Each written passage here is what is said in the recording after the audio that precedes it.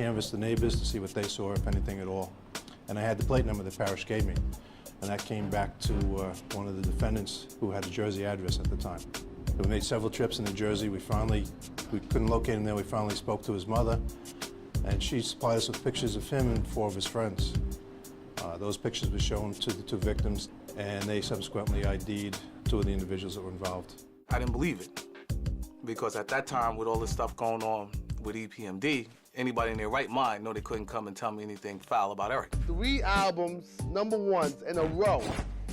I had everything sold up. Our own producers, no money goes to nowhere. The fame was this high. Eric Sherman, he gotta have about $2 million at home. Yeah, a lot of people thought that I ripped Eric off and EPMD broke up because of money. My whole vision was blind.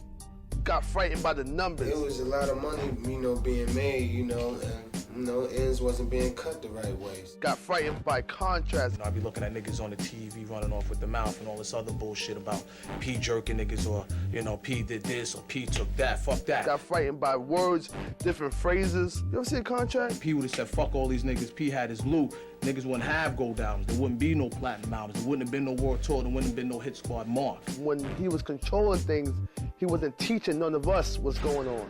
Market savings, CDs, tax bracket, tax account, accounting, contract, what do you own? Just breaking stuff down. Couldn't answer one question. There's not too much to argue about when it's a 50-50 split music-wise. The 50-50 split publishing-wise. It's a 50-50 split show-wise. But there's so much stuff in the back of that. Man got you messed up. While Parrish Smith maintained that the EPMD business was a 50-50 split, Eric Sermon was concerned about the revenue from the group's proteges, where the split wasn't even. Now, what I chose to do with K Solo, who I knew since 13, and through my relationship through Sylvia Rome, that's a whole different ballgame. Now, what I chose to do with Truman Management, which was active since 1990 when Solo first came out, that's on me. Parrish Smith also took a larger share of the Das EFX monies on the grounds that he was handling the business. Niggas was young. The pressure on them niggas was crazy. You heard? Leo and them niggas calling niggas every day, yo, this and that. Hit squad was moving. Pressure was on. And what makes that even more iller, in the middle of the hit squad blowing up, when Das EFX sat on top of the charts for 6 weeks straight at #1 with Dead Serious, RCA Records called me with a multi-million-dollar deal. My biggest concern in life was making sure wherever I went, Eric came. You have partnerships that bust up all the time. Usually it's over money. But they usually don't send people to their partner's house with guns and duct tape and do business that way. Parrish Smith decided not to press charges. Well, yo, if y'all start questioning this now while we selling all these records when we got all this light, there's no way we're gonna be on a tour and then the rest of these guys who have nothing to do with it's gonna get screwed. Then you would have never seen the Hit Squad, you wouldn't have seen Das EFX, and you wouldn't have seen Redman. So I was like, let us take care of the tour, and I'm convinced when we get home we'll be able to settle it. Parrish Smith proceeded to go on tour with a business and creative partner who had put him in a potentially life-threatening situation. I'm not saying that was a hit, but if something went wrong and these guys were armed, Parrish could have wound up being dead, being killed. Want me to tell you how more wild it is? The guy who was responsible, who was actually in my house with the hoodie on, was on the same tour bus with us. Eric must have gotten wind of what was happening. He got an attorney, and he left New York State and went to Georgia. And if he had not fled New York and did not retain an attorney, he probably would have been arrested. And he was never charged.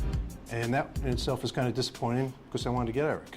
The conflict also split up the Hit Squad. Whoever ran with Parrish ran with Parrish. Whoever ran with E ran with E. Redman is down. We're finishing up Redman's album right now. I came in with E, so that's who I'm going out with, you know what I mean? Parrish Smith kept the name The Hit Squad, while Eric Sermon created The Def Squad. Just remember the Def Squad force. Redman, Eric Sermon, and Keith Murray. Word up. While Eric and Parrish embarked on solo careers, neither was as successful on his own as he had been in EPMD. The business of hip-hop had come between 2 childhood friends and had nearly taken lives. For him and I have to conversate with that in the same tongue as music. It's like, you know what I mean? This problem didn't happen in the vocal booth. This problem didn't happen when we was producing and writing rhymes. This is something that had nothing to do with EPMD, that was something from the outside. Amazingly, as a testament to the friendship they'd had, and the music they'd created. Eric and Parrish got back together in 1996 for the aptly titled Back in Business. He's my man. To the world, my relationship with Eric is Eric and Parrish making dollars. And the rap and the microphone and the fishing hat. And that's what life is about, you know? Living, learning, and moving on. Not carrying luggage or keeping dark stuff on your heart. But business was poisoning the community. As friends and collaborators, Ice Cube and Cypress Hill served as an example of West Coast unity in the 90s. I always was down with him, you know, and he was always one of my favorites. And I said, you know, if I'm gonna build my name, I want people to, you know, look at me like they look at him or like they look at KRS-One. The controversy started when Ice Cube went to the studio to pick up Roll It Up, Light It Up, Smoke It Up, a Cypress Hill song for the Friday movie soundtrack. You know, we play him the song and he likes it. He goes, yeah, that's perfect, you know. Me and Muggs asked him, hey man, you know, we got a couple of tracks from the album, you wanna hear it? We played him a song called Throw Your Set in the Air. And he was like, oh, that's banging. That shit is banging. Can I get that for the movie instead? They're like, man, we'd love to give it to you, but you know, this is gonna be the single on our album. He said, all right, cool. So he said, can I hear it again? So we played it again for him. We played it for him a couple of times over because he wanted to hear it again. You know, we was kind of like half-ass listening to him, half-ass talk. The Friday soundtrack was released just before Cypress Hill's album, Temples of Boom. A friend of B Real's heard it and called him. He says, hey man, did you give Cube the song from your record for the Friday thing? Like, yeah, the Get High song, yeah, we gave that up already. Why? He goes, no, the Throw Your Set in the Air thing. I said, no, we didn't give him that. He goes, well, you know, that shit is in his chorus in his song. So we're like, nah, you're crazy. Finally, I hear it, and sure enough, there it is, you know, the same. It's like some of the words are changed around, but for the most part, the chorus is the same.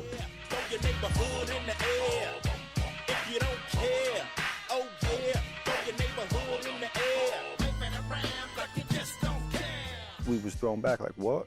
3 months later, I go to South Africa to do my movie. Mac 10 called me and say, Cypress Hill is on the radio dissing.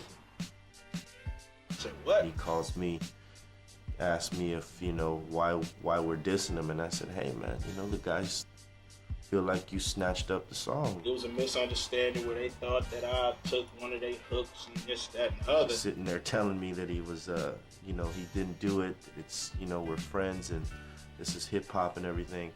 And I thought, yeah, you know, it could happen.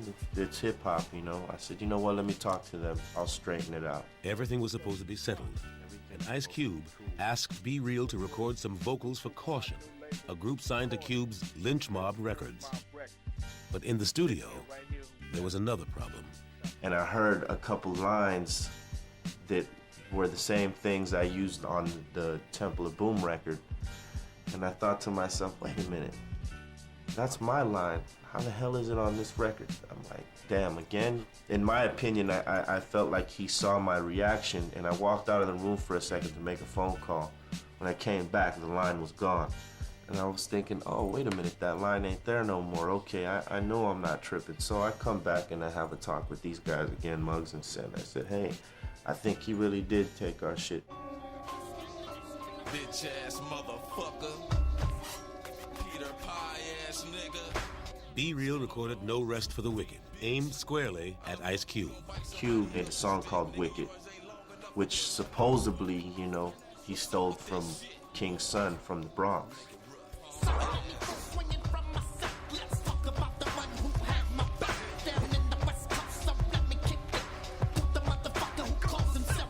I remember Cube told me, man, these Cypress Hill niggas is tripping.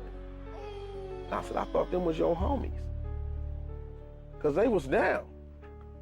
And he said, yeah, I thought they was my homies too, but them niggas is dissing. You know what the fuck I'm talking about? You know, me, I don't run from no challenge, from nobody. You know, even though we was dogs, you know, I feel like they should be dealt with the worst. Oh yeah, it ain't over, motherfuckers.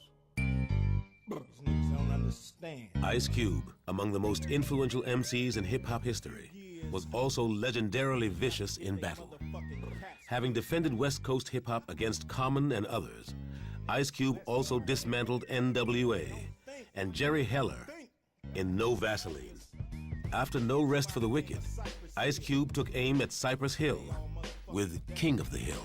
Every few years, niggas think they can deal with the real. Now I got to fuck Cypress Hill. I got a voice you should fear. I drink a beer, bust a rapping in your fucking career. You fucking cowards, never seen King of the Hill was basically the diss against us with him and Mac 10. Junkie starting static, now I'm rolling up. Cypress Hill letting niggas have it. Captains wanna be thugs up, load my slugs up. Hey yo, back up, Q dog, we passed that bitch mugs up. Pull over, let me out. I had never met Be Real, Muggs, Sin Dog, nobody from Cypress Hill.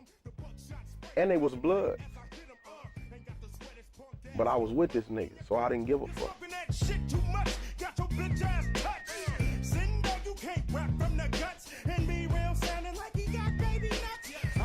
The song was cool. They had some good shit in it, some funny shit.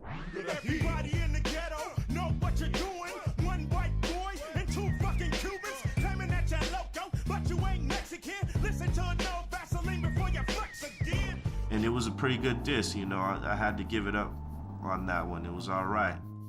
Dub C, a founding member of the West Side Connection, did not participate in the counterattack. We was homeboys. So if you notice, Dub C ain't on that record. Dub told me that he knew them, and that's why he stayed out of it or whatever. 'Cause I don't give a fuck if I know you or not. That's the way I was raised, though. My daddy was a gangster, and that's how he instilled that in me. You ride with your nigga, right or wrong. Talk about and tell a nigga how wrong he was later, after the fact. But if it's going down, nigga, you gotta ride with him. Fuck everybody who really ain't really who in our way. You say that I took your hook, it must be the white boy thinking all niggas crooks. Now what? You hip hop hippies? How you fucking junkies think you gon' fuck me and chill and deal with the fact that you ain't got enough skill to kill the king of the hill? The most difficult part about that shit was to say something about Sin Dog. Sin even had a conversation with Cube and said, Cube, man, I remember No Vaseline. I ain't got nothing to do with this shit. And we still went on him, because that's how gangster it was at the time. And we didn't know was that a setup or what, so we just covered all bases. Fuck Sin Dog too. And Sin Dog is so wacky, ain't worth dissing. You niggas need to listen. After a diss like King of the Hill, most battles would be over. We waiting for round 2, you punk ass motherfuckers. And anybody else that wanna get some, stand in line, but bring a lunch, motherfucker. I already knew about the disc before it came out. I had the lyrics sent to me from unknown sources. The day after it came out, B just took their beat and killed them on it. We basically did what Cube had been known to do other people, you know, which is jack their beats and just diss the shit out of them over it, you know. Give me that beat! Give me that beat, bitch! We are at war! We had one of our boys named LC come on the track, and he sounded like Cube did when he was with NWA. Ding, motherfucker!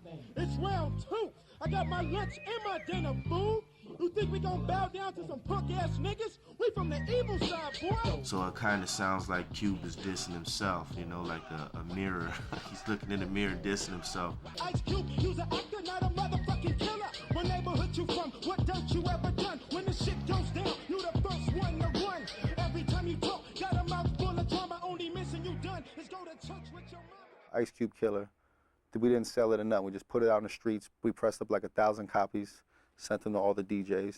Like you can't figure out where you from. Are you from South Central, the West Side, or Compton? Mac 10, the only thing you hogging on is Ice Cube nuts. Now it's all in your guts. You wanna be like him, but you got no skills. If he's the king, you must be the queen of the hill. I thought that shit was whack. That shit couldn't fuck with King of the Hill.